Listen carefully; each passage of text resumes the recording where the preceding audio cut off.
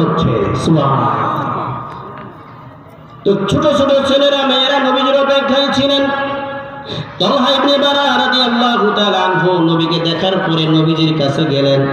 যাওয়ার পরে বললেন, ইয়া রাসূলুল্লাহ, ইয়া হাবিবাল্লাহ, আমি আপনাকে আমার জানের থেকে, আমার পিতামাতার থেকেও বেশি ভালোবাসি। সুবহানাল্লাহ।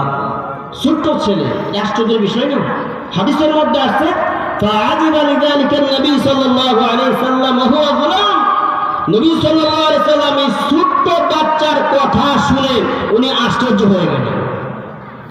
তো বেশি জানের থেকে বেশি ভালোবাসলে, পিতামাতার থেকে বেশি ভালোবাসলে মুখে বললে হবে না, তার প্রমাণ দিতে হয়। কথা বলেন ঠিক কিনা?